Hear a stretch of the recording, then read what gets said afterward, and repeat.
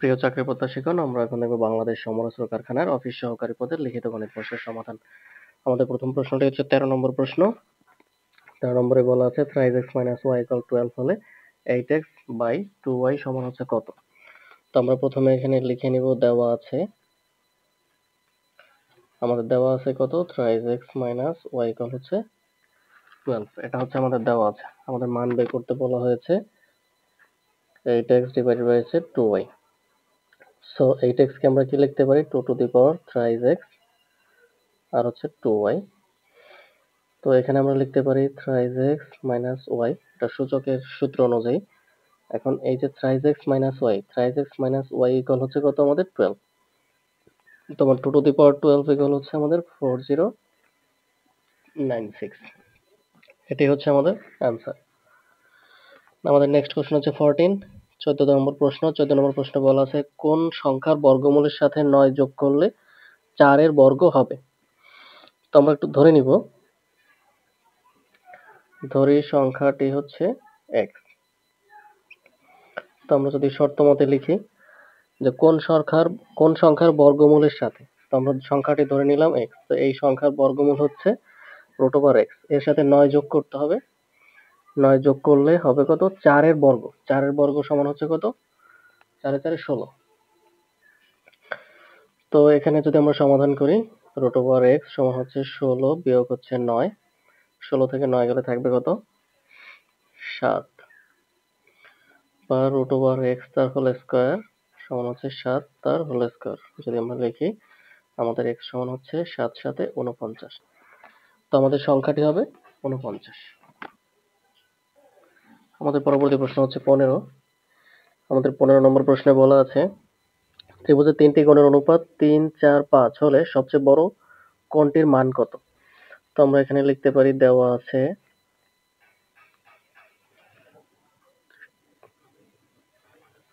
ত্রিভুজের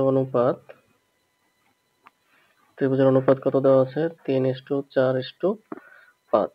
সুতরাং আমরা লিখবো হচ্ছে অনুপাতের যোগফল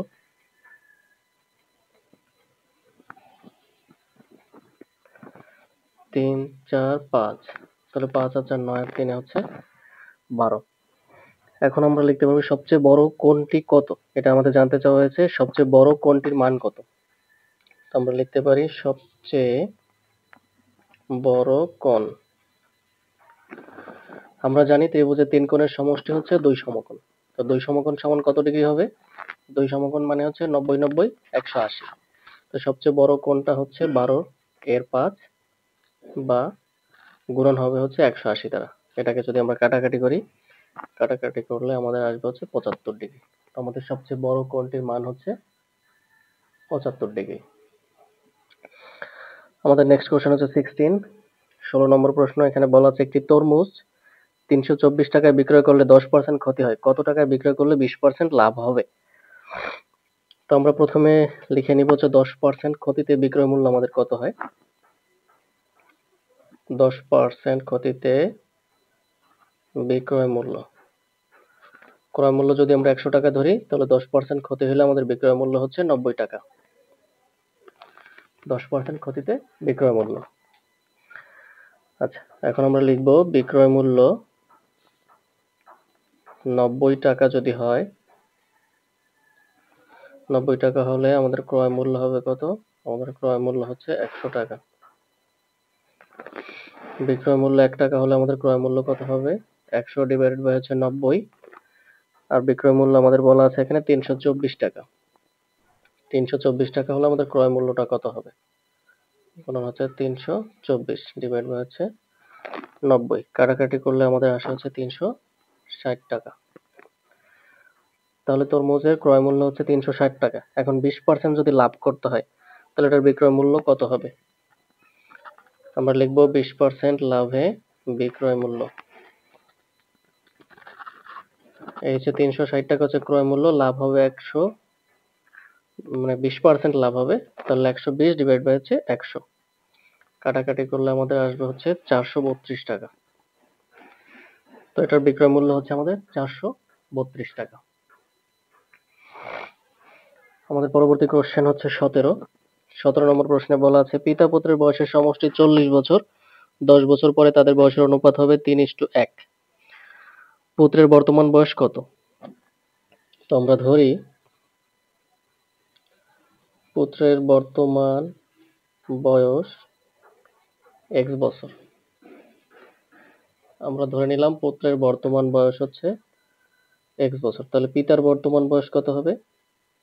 পিতার বর্তমান বয়স, দুইজনের বয়স হচ্ছে 40। তো পুত্রের বয়স যদি x হয়, পিতার বয়স হবে 40 - x বছর। তো এখন হচ্ছে বলা আছে 10 বছর পরে তাদের বয়সের অনুপাত। তাহলে আমরা একটু লিখি 10 বছর পরে পুত্রের বয়স কত হবে? x + 10। তা 10 বছর পরে পিতার বয়স কত হবে? পিতার বয়স আছে 40 - x, এর সাথে যোগ হবে হচ্ছে 10, সো 50 - x। এখন আমাদের শর্ত মতে লিখতে হবে। আমাদের বলা আছে পিতা এবং পুত্রের বয়সের অনুপাত হচ্ছে 3:1। তো পিতার বয়স হচ্ছে কত? 50 - x, আর পুত্রের বয়স হচ্ছে কত? x + 10। আমাদের অনুপাত হচ্ছে 3/1। এটা হচ্ছে আমাদের অনুপাত। এখন আমরা আর গুণ করব। আর গুণ করলে আমাদের হবে হচ্ছে thrice x প্লাস হচ্ছে 30 50 - x। এখানে আমাদের thrice x প্লাস হবে x 50 বিয়োগ হচ্ছে 30। এখানে আমাদের 4x, এখানে হবে 20। সুতরাং x সমান হচ্ছে 20 ভাগ হচ্ছে 4, 5 বছর। সুতরাং আমাদের x সমান হচ্ছে 5 বছর। তাহলে আমাদের প্রশ্নে জানতে চাওয়া হয়েছে পুত্রের বর্তমান বয়স কত? তো আমাদের পুত্রের বর্তমান বয়স হচ্ছে 5 বছর। এটাই হচ্ছে উত্তর।